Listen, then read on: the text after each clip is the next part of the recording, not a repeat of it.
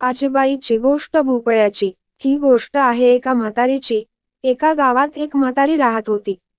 तिला एकच मुलगी होती। त्या मुलीचे लग्न झाले होते आणि ती दुसऱ्या गावात दिली होती।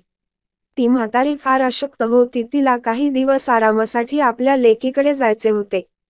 आपल्या लेकीशी भेट घेण्यासाठी तिला जंगलातून जायचे होते। ती हळू काठी टेकत टेकत आपल्या लेकीला भेटायला निघाली।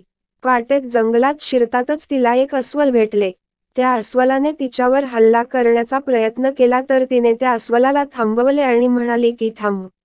बघ माझ्याकडे, मी तर आता फार अशक्त आहे आणि आता आपल्या लेकीकडे जात आहे।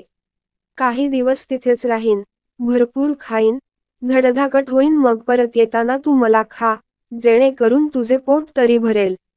अस्वलाला तिचे म्हणणे पटले। तिने त्या म्हातारीला सोडले। काठी टेकत टेकत ती म्हातारी पुढे निघाली। तेवढ्यात बघते तर काय, अरे देवा, तिचा समोर एक सिंह उभा आणि तो म्हातारीला खाणार। तेवढ्यात ती म्हातारी त्याला म्हणे की अरे, मला बघ, मी किती अशक्त आहे। मी आपल्या लेकीकडे जात आहे, तिथे भरपूर खाईन, लठ्ठ होईन, मग तू मला खा, म्हणजे तुझे पोट तरी भरेल। सिंहाला तिचे म्हणणे पटले आणि त्याने म्हातारीला जाऊ दिले।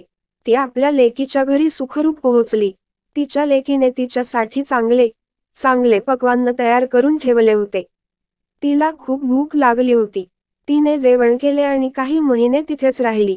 नंतर तिला तिच्या घराला यायचे होते, पण येणार कसे? वाटेत तर सिंह आणि अस्वल वाट बघत असणार। असा विचार करून तिला एक युक्ती सुचली। तिने आपल्या लेकीच्या शेतातून एक मोठा भोपळा मागवला आणि त्या भोपळ्यात हात आणि पाय जाण्याएवढी जागा केली आणि त्या भोपळ्यात बसून जंगलाच्या वाटेला निघाली। भोपळ्यात बसलेली असल्यामुळे सिंह आणि अस्वल तिला ओळखू शकले नाही। अशा प्रकारे ती आपल्या घरी सुखरूप आली।